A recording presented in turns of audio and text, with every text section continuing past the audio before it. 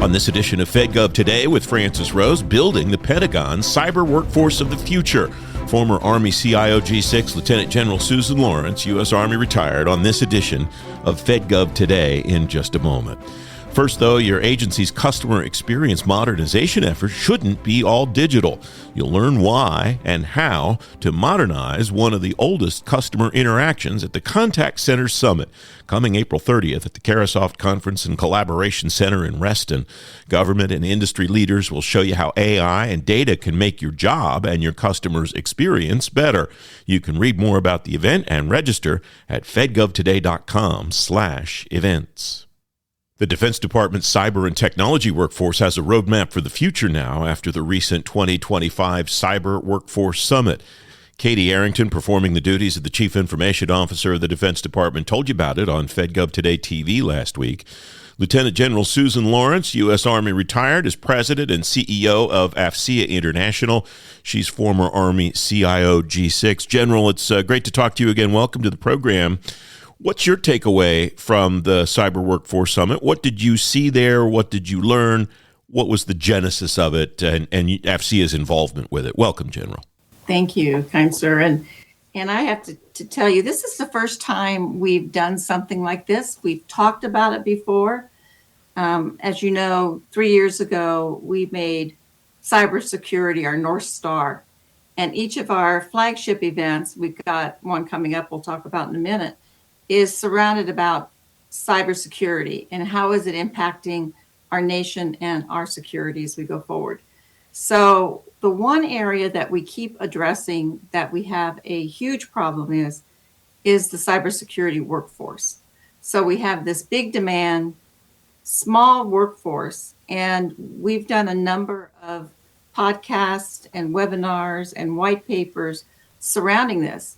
And so the DoD CIO office approached us and said, can we put a summit together where all we talk about is the cyber workforce? And of course, we said, absolutely. Great partners. I also want to commend the National Defense University, NDU, and amazing host to us as we did this. And they just let us take over because we had more sign up for it than we thought. We were planning around maybe 200 to 300. We actually had 600 registered. So it turned out to be a fabulous event. And the feedback we've gotten from it is it was so different than our normal events because it was a smaller group and we had all the leaders there. It was 2 days of talking about this. And the one thing that I had asked for and everybody talked about is we got to get to our future faster. We have to get to our young children in K through 12 and get them excited about science and technology, get them excited about cyber, let them put their hands on things. And I gave a few examples of what we're doing in AFCEA to make that happen.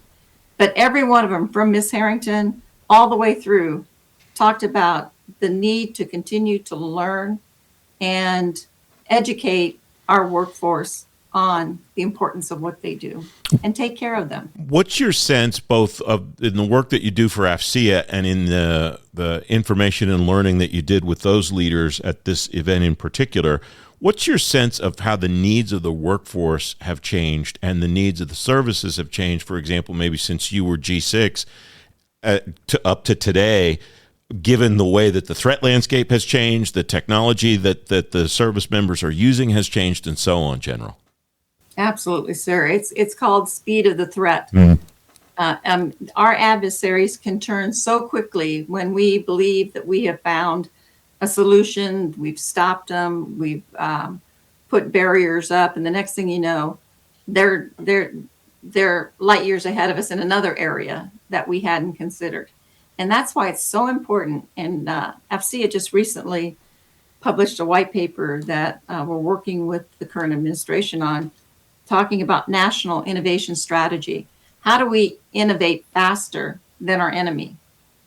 And that's the key, is being technically, innovatively better than our enemy, because they will always have the numbers of the forces larger than us. So what we've got to do is beat them on the technology field of cyber.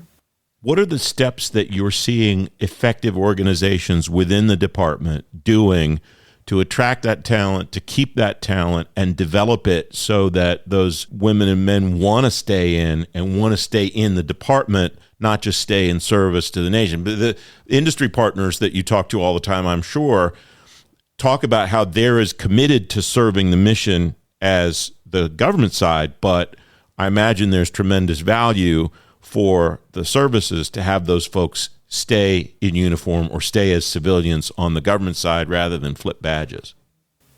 Yeah, Francis, I was so excited about hearing us talk about something different. You know, a young workforce, they have 4 to 5 jobs in the first 10 years. That's just how they want to learn and grow. It's in moving versus coming up from the mailroom to the CEO. It's different. And as long as we recognize that and say, it's okay if you come in and serve in uniform for 4 years, go to industry partner for a couple of years and learn that side of it, come back. But what we got to do is change our regulations and policies to make that easy to do. And there's just as many young civilians out there in the industry force who would love to do a tour in uniform and work this side of the problem. So how do we take down those barriers of being able to go back and forth and learn from each other? The other side of it is, a couple of our leaders said this, and they're so right. If we go to war, cyber is going to be a key first element of it. We have to activate and partner with our industry companies that do this for a living every day. We don't have it inside of the Department of Defense today to do it alone. How do we practice that where we bring this civilian workforce onto the team and train as a team if something, if an enemy is going to attack us from this vector?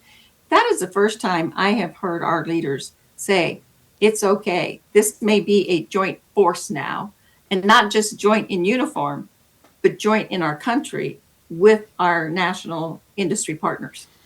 So this is part of the discussion that's going to continue at TechNet Cyber. It's one of my favorite events every year because, like the event that you talked about, the Cyber Workforce Summit, we hear from all of the key speakers at DISA, inside OSD, and so on. Cyber Command always has a presence there, and so on. What do you want people to learn there? What do you want people to take back to their offices? Not just the leadership, but the rank and file folks that come there to learn from their leaders. This TechNet Cyber is going to be our largest side stage show we've ever done because there's so many topics. There's the industry, the academia, the military want to talk about all these different things.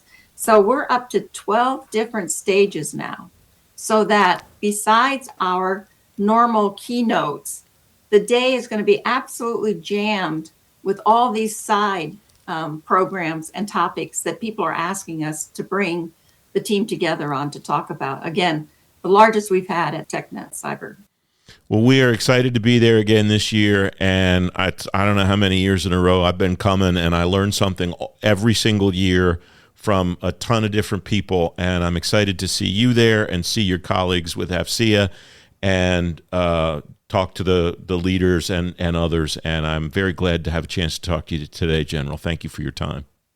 As always, Francis, we appreciate you telling our story, getting the message out there for us. Our media partners are key to spreading the word of what we want to do and what our visions are. And so thank you for what you do. You can read more about TechNet Cyber and see how to register at fedgovtoday.com/events. The Coast Guard has an icebreaker now that's new to its fleet, but it's not a brand new ship. The service bought what's now the Coast Guard cutter Storis on the commercial market while it waits for the construction of a brand new polar security cutter. You'll learn how the Coast Guard did the deal and how the Guard is connecting hardware in the Arctic to strategy on FedGov Today TV this Sunday morning at 10:30 on ABC7 in Washington and on our YouTube channel. If you missed the debut of the show, you can watch it anytime on demand at fedgovtoday.com and on YouTube. The Defense Department's taking another crack at workforce reform. You'll learn about the risks ahead for the department and how to mitigate them on the next FedGov Today podcast.